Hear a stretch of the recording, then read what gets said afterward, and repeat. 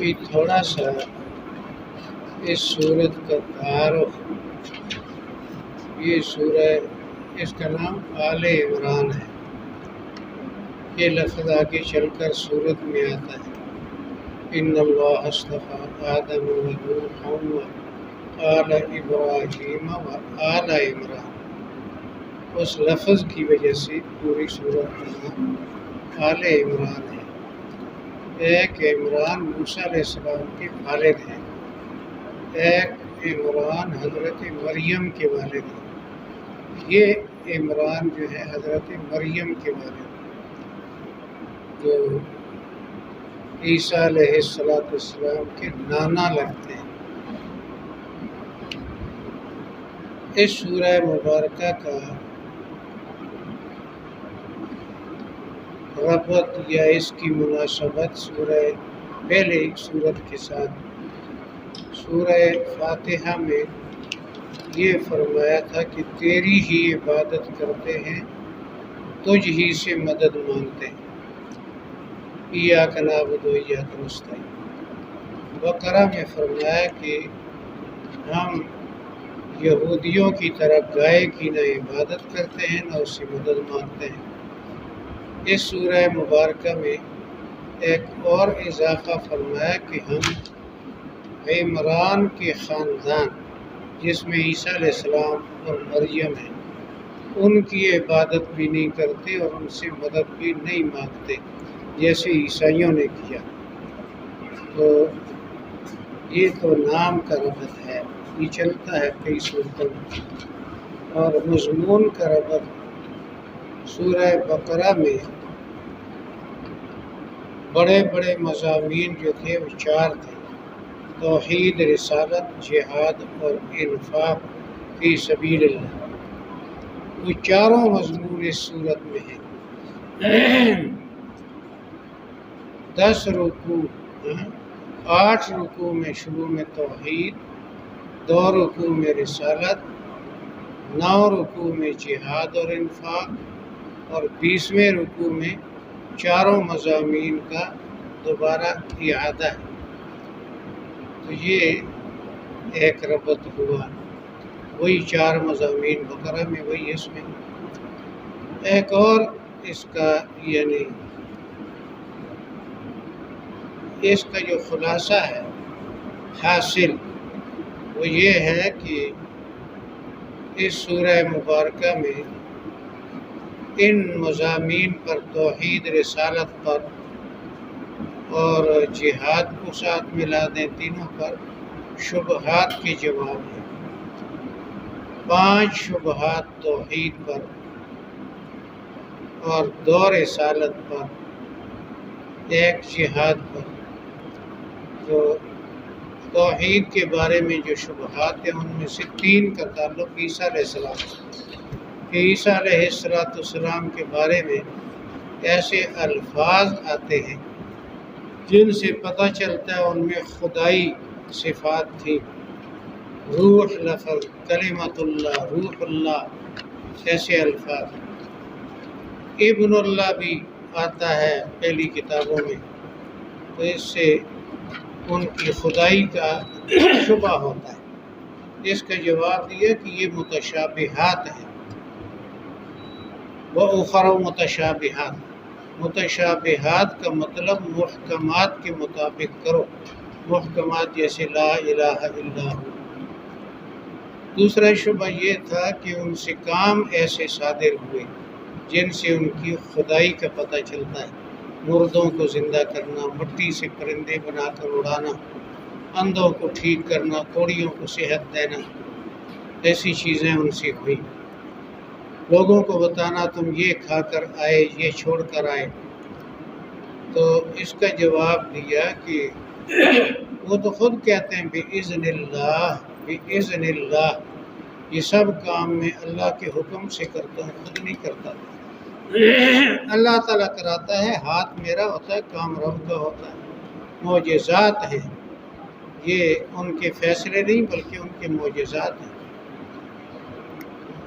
تیسرا شبہ تھا کہ انہوں نے، ہمیں بڑوں سے یہ بات ملی ہے کہ عیسیٰ علیہ السلام نے کہا مجھے پکارنا، مجھ سے مدد مانگنا۔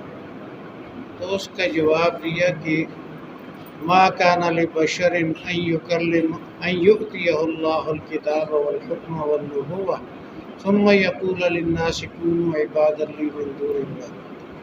اللہ تعالیٰ ایک انسان کو اتنا اعزاز دے، کتاب دے، نبوت دے، اور وہ لوگوں کو کہے میری عبادت کرو، یہ ممکن نہیں ہے۔ انبیاء کرام معصوم ہوتے ہیں، وہ ایسی بات نہیں کرتے کہ مجھے پکارو۔ یہ تو عیسیٰ علیہ السلام کے بارے میں 3 باتیں ہیں۔ چوتھی حضرت مریم کے بارے میں کہ بند کمرے میں پھل تازہ بے موسم ان کو ملتا تھا۔ پتہ چلا ولیوں کے ہاتھ لمبے ہوتے ہیں، جو چاہتے ہیں کر سکتے ہیں۔ جواب فرمایا کہ مریم کہتی ہیں ہوا من عند اللہ، یہ پھل اللہ دیتا ہے، میں نہیں بناتی اس کو، اللہ کا عطیہ ہے، اللہ کا فضل ہے۔ اور 5واں ہے حضرت زکریا علیہ السلام اولاد کی عمر سے گزر گئے تھے، بوڑھے تھے، بزرگ تھے، ان کو اللہ نے ان کا بیٹا ہوا۔ پتہ چلتا ہے کہ نبیوں ولیوں کی طاقتیں ہوتی ہیں، جو چاہیں کریں۔ فرمایا انہوں نے تو دعا کی اے اللہ مجھے نیک اولاد دے، لاوارث نہ چھوڑ۔ اور جب اللہ نے دعا قبول کی تو کہا نشانی کیا ہوگی؟ تو مانگتا جو ہے وہ مختار کن نہیں ہوتا، نشانیاں پوچھنے والا عالم الغیب نہیں ہوتا۔ رسالت کے بارے میں کہ اونٹ کا گوشت سب نبیوں کی شریعت میں حرام تھا اور یہ کھاتا ہے، پتہ چلا یہ نبی نہیں ہے۔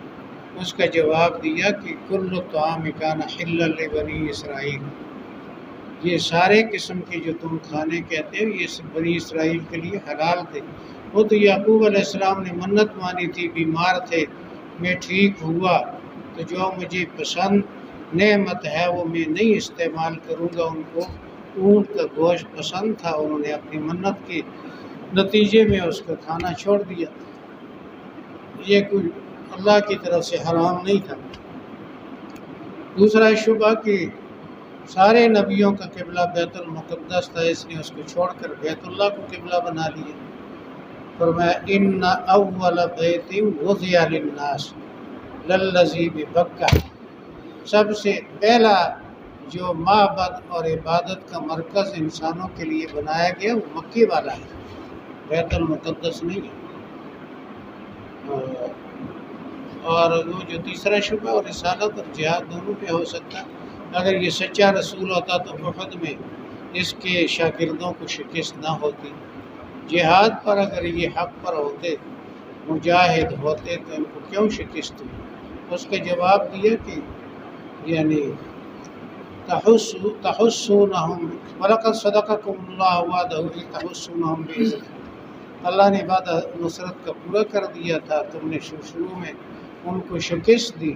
جب 40 آدمیوں نے جو ایک مورچے میں تھے انہوں نے غلطی سے حضور کے حکم کو نظر انداز کیا، اپنے امیر کی اطاعت کو چھوڑا، تو ان کی وجہ سے نقصان ہوا۔ تو یہ کوئی اس بات کی دلیل نہیں ہے کہ یہ رسول نہیں ہے یا ان کا جو عمل ہے وہ جہاد نہیں۔ تو اس طرح جو ہے اس صورت کے حاصل ہے، اور اس میں شروع والی جو آیتیں ہیں کافی دور تک 80-84 آیتیں وہ ایک خاص واقعے سے متعلق ہیں۔ ہجرت کے 9ویں سال نجران کے عیسائی آئے اور انہوں نے 3 دن مسجد نبوی میں رہ کر حضرت صلی اللہ علیہ وسلم سے عیسیٰ علیہ السلام کی خدائی اور خدا کا بیٹا ہونے اس کے متعلق بحث کی اور لاجواب ہوئے، اور حضور نے ان کو مباہلے کا چیلنج دیا، انہوں نے معذرت کی، صلح کر کے چلے گئے۔ اور وہ بہت بڑا وفد تھا، اور 60 افراد پر مشتمل، 3 اس میں بڑے نمایاں لوگ تھے، ایک سید، دوسرا عاقب، تیسرا ابو حارثہ۔ سید ان کا سردار تھا، عاقب ڈپٹی نائب سردار اور ابو حارثہ بہت بڑا پادری تھا، عالم تھا، وہ انجیل کا، وہ سب جو ہے بحث ہوئی تو اس کے جواب جو حضرت صلی اللہ علیہ وسلم سے ان سے سوالات کیے، انہوں نے جو جواب دیے ان کے شبہات، اس کا جواب ہے اس پہلے حصے میں۔ آپ نے فرمایا کہ عیسیٰ علیہ السلام پیدا نہیں ہوئے، موت نہیں آئے گی، بھوک نہیں لگتی تھی، پیاس نہیں لگتی تھی، نیند نہیں آتی تھی، تو انہوں نے سب کچھ مانا۔ فرمایا جو پیدا ہو، جس پر موت آئے، جو بھوکا پیاسا ہو، وہ خدا کیسے ہو سکتا ہے؟ خدا کا الہ نہیں ہو سکتا۔ تو یہ تھوڑا سا اس کے بارے میں تھوڑا سا تعارف تھا، تو اگر تھوڑا سا ٹائم ہے تو ترجمہ کر دیتے تو چاہ رہا تھا۔ اعوذ باللہ من الشیطان الرجیم، بسم اللہ الرحمن الرحیم، الف لام میم۔ یہ تو وہی ابھی آتا ہے متشابہات میں سے ہے، حروف مقطعات، ان کا اصل مطلب اللہ ہی جانتا ہے۔ اللہ لا الہ الا ہو، اللہ کے سوا کوئی معبود نہیں۔ الحی القیوم، وہ زندہ ہے اور قائم رکھنے والا ہے، خود زندہ ہے ہمیشہ سے اور ہمیشہ زندہ رہے گا۔ القیوم، جو چیز موجود ہے اس کو قائم رکھنا اسی کا حکم ہے۔ نزل علیک الکتاب بالحق، اتاری آپ پر سچی کتاب، مصدقا لما بین یدیہ، تصدیق کرنے والی ہے اپنی پہلی کتابوں، پہلی کتابوں میں اس کے آنے کی خبر تھی، نہ آتی تو وہ جھوٹی ہو جاتی، آ کر ان کو سچا بنا دیا۔ جو مضامین موٹے اور اصولی ان کے تھے وہی قرآن کے ہیں۔ وانزل التوراۃ والانجیل من قبل، اسی نے اتاری تورات اور انجیل اس قرآن سے پہلے۔ ہدی للناس، ان میں سے ہر ایک لوگوں کے لیے رہنما تھی۔ وانزل الفرقان، اور حق اور باطل میں فرق کرنے والی کتاب اتاری۔ یہ قرآن کا نام ہے فرقان بھی، حق باطل میں فرق کرنے والا۔ ان الذین کفروا بآیات اللہ، جو لوگ اللہ کی آیاتوں کا انکار کرتے ہیں، لہم عذاب شدید، ان کے لیے سخت عذاب ہے۔ اللہ عزیز ذو انتقام، اللہ تعالیٰ غالب ہے اور بدلہ لے سکتا ہے۔ ان اللہ لا یخفی علیہ شیء، بے شک اللہ تعالیٰ پر مخفی نہیں ہے کوئی چیز، فی الارض ولا فی السماء، زمین میں ہو یا آسمان میں ہو۔ والذی یصورکم فی الارحام، اللہ تمہیں صورتیں دیتا ہے ماؤں کے پیٹوں میں، بچہ دانی میں، کیف یشاء، جیسے وہ چاہے۔ کوئی بادشاہ اپنے بیٹے کی شکل اپنی مرضی کے مطابق نہیں بنا سکتا، کوئی بڑا ڈاکٹر، کوئی بڑا فلسفی، اللہ اپنی مرضی کے مطابق کسی کو آنکھوں والا بنائے، کسی کو نابینا بنائے، کانا بنائے، صحت مند بنائے، بیمار بنائے، جیسی صورت وہ چاہتا ہے۔ وہ سعدی نے خوبصورت بات کی کہ دیہات نطفہ را صورت چون پری، کہ کر دست بر آب صورت گری، وہ لطفے کو پری جیسی شکل دیتا ہے، اور پانی پر کون نقشہ بنا سکتا ہے؟ لا الہ الا ہو، اس کے سوا کوئی الہ نہیں۔ العزیز الحکیم، غالب و حکمت والا۔ بس اتنے کافی ہے، آپ کا وقت جو ہے بڑا قیمتی ہے، گوشت پکا ہوا ہوگا کباب۔ الف لام میم، ان حروف کا اصل مقصد اللہ ہی جانتا ہے۔ اللہ لا الہ الا ہو، اللہ کے سوا کوئی معبود نہیں۔ الحی القیوم، زندہ ہے، قائم رکھنے والا ہے۔ نزل علیک الکتاب بالحق، آپ پر کتاب اتاری حق پر مشتمل، حق پر مشتمل یا سچی، ایک ہی بات۔ مصدقا لما بین یدیہ، اپنے سے پہلی کتابوں کی تصدیق کرنے والی، وانزل التوراۃ والانجیل من قبل، اسی نے تورات اور انجیل اس سے پہلے اتاری، ہدی للناس، رہنما تھی لوگوں کے لیے، وانزل الفرقان، اسی نے فرق کرنے والی کتاب نازل کی، حق باطل۔ ان الذین کفروا بآیات اللہ، جو لوگ اللہ کی آیتوں کا انکار کرتے ہیں، لہم عذاب شدید، ان کے لیے سخت عذاب ہے، واللہ عزیز ذو انتقام، اللہ تعالیٰ غالب ہے اور بدلہ لے سکتا ہے۔ ان اللہ لا یخفی علیہ شیء، بے شک اللہ پر پوشیدہ نہیں ہے کوئی چیز، فی الارض ولا فی السماء، زمین میں اور نہ آسمان میں، هو الذی، وہ اللہ ہے، یصورکم فی الارحام، جو تمہاری بچہ دانیوں میں صورتیں بناتا ہے، صورتیں بناتا ہے، شکلیں بناتا ہے، کیف یشاء، جیسی وہ چاہے، لا الہ الا ہو، اس کے سوا کوئی معبود نہیں، العزیز الحکیم، غالب اور حکمت والا ہے۔ اعوذ باللہ من الشیطان الرجیم، الف لام میم، ان حروف کا اصل مطلب اللہ جل، یہ علماء کا امتحان ہے۔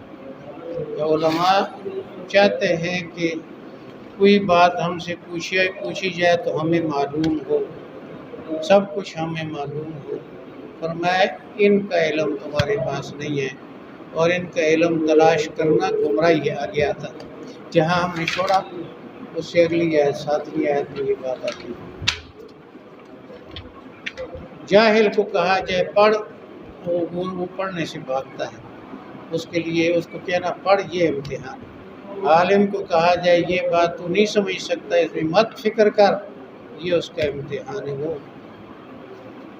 چاہتا ہے اس بات کو وہ قبول بڑی مشکل سے کرتا ہے کہ میں کسی چیز کو نہیں جانتا، اللہ کے سوا کوئی معبود نہیں، وہ زندہ ہے، قائم رکھنے والا ہے، اس نے آپ پر کتاب اتاری، حق پر مشتمل، تصدیق کرنے والی ہے اپنے سے پہلی کتابوں کی، اسی نے اتاری تورات اور انجیل اس سے پہلے، ہر ایک رہنما تھی لوگوں کے لیے، اسی نے اتارا حق اور باطل میں فرق کرنے والا قرآن۔ بے شک جو لوگ انکار کرتے ہیں اللہ کی آیتوں کو، ان کے لیے عذاب ہے سخت، اللہ تعالیٰ غالب و بدلہ لے سکتا ہے۔ اللہ تعالیٰ پر پوشیدہ نہیں ہے کوئی چیز زمین میں اور نہ آسمان میں، اللہ ہی وہ ذات ہے جو تمہیں صورتیں اور شکلیں دیتا ہے ماؤں کے پیٹوں میں، بچہ دانیوں میں جیسے وہ چاہتا ہے، اللہ کے سوا کوئی معبود نہیں، وہ غالب و حکمت ہے۔ ایک درس ہم دے رہے ہیں، فضیل صاحب دے رہے ہیں۔